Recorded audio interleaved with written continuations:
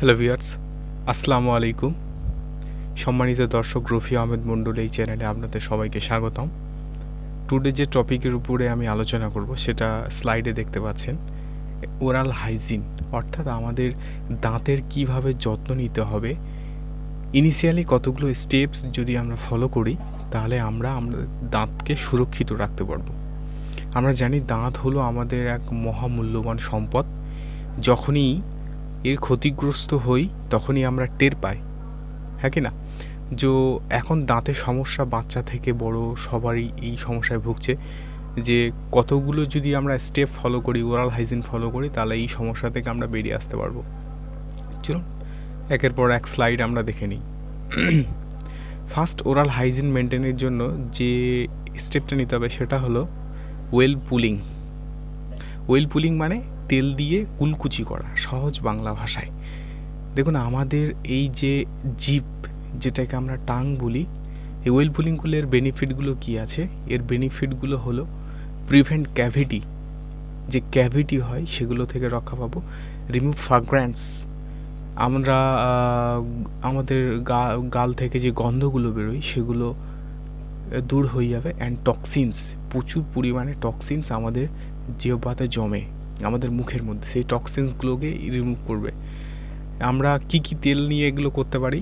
স্যাসমি oil, olive oil, আর একটা coconut oil. এখানে লেখা নেই, হ্যাঁ এখানে কোকোনাট অয়েল। তাহলে sesame oil, olive oil, coconut oil, তিনটে তেলের মধ্যে যে কোনো একটা তেল নিতে পারেন। ডিসক্রিপশানে আমি লিঙ্ক দিয়ে দেবো, ওখান থেকে পারচেস করতে পারেন। নিয়মটা কখন? মর্নিং অ্যান্ড বিফোর ডিনার, সকালবেলা এবং রাত্রে খাওয়ার আগে করতে হবে। 10 to 15 মিনিট মুখের মধ্যে রাখবেন, হালকা নাড়াচাড়া করবেন, মানে মুখের সমস্ত জায়গায় লাগাবেন, মুখের সমস্ত জায়গায় লাগিয়ে দেবেন। তারপরে একটা নির্দিষ্ট সেফটি স্থানে এটাকে ফেলতে হবে। এই হলো ওয়েল পুলিং। এর বেনিফিটসগুলো আমরা দেখে নিলাম। তারপরে কি হলো? Brushing and flossing.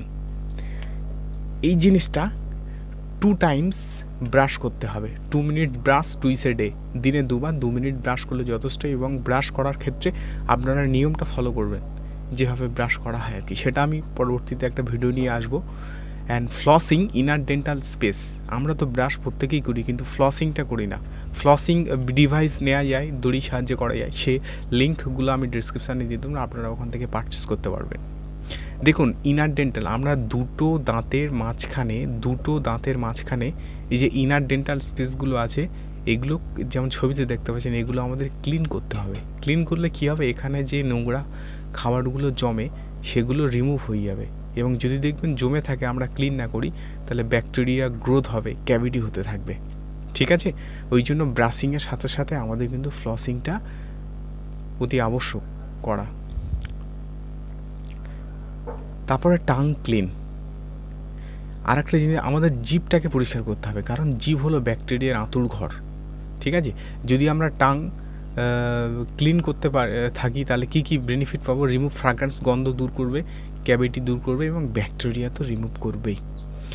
টাং ক্লিনের জন্য বিভিন্ন ডিভাইস আছে, সেগুলো আমি লিঙ্ক ডিসক্রিপশানে দিয়ে দেবো, ওখান থেকে পারচেস করতে পারেন, কিংবা আপনারা হোমমেড টাং ক্লিনও ব্যবহার করতে পারেন। আর লাস্টলি যে কথাটা বলবো সেটা হলো মাউথ ওয়াশ। মুখে পরিষ্কার করতে হবে।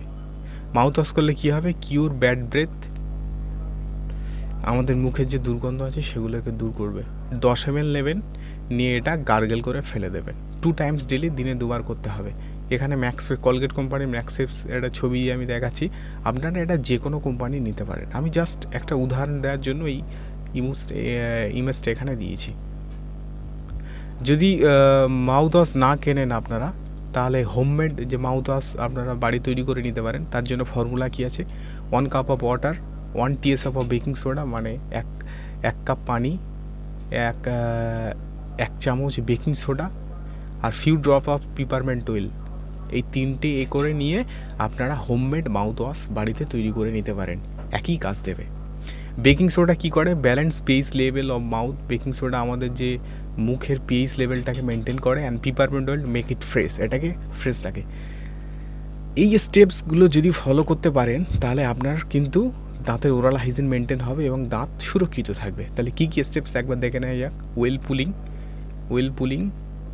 পুলিংয়ের benefits, brushing and flossing, tongue clean, জিপ ক্লিন করতে হবে, and mouthwash gargle, mouthwash mouthwash gargle করতে হবে। এবং আর একটা জিনিস মনে রাখবেন, 6 মাস অন্তর অন্তর ডেন্টাল স্পেশালিস্টের কাছে অবশ্যই যেতে হবে। কী জন্য?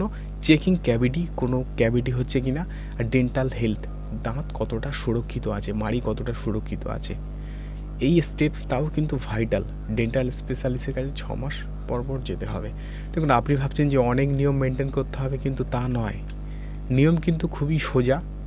আপনারা হয়তো আমরা এতদিন করিনি, প্রথম স্টার্টিং মোমেন্টে একটু কষ্টকর মনে হতে পারে, কিন্তু এগুলো যদি আপনি স্টার্ট করেন, দেখবেন আগের থেকে দাঁত অনেক ভালো থাকছে এবং রপ্ত হয়ে গেলে আপনারা এর সঙ্গে মানিয়ে নিতে পারবেন। তা আশা করি এই ছিল একটা ভিডিও। এই ভিডিওর মাধ্যমে আমি একটা হেলথ টিপস দেওয়ার চেষ্টা করলাম, কীভাবে আমাদের দাঁতের সুরক্ষায়, মাড়ির সুরক্ষায় এই জিনিসগুলো আমরা লাইফে অ্যাপ্লাই করব এবং বেনিফিট পাবো।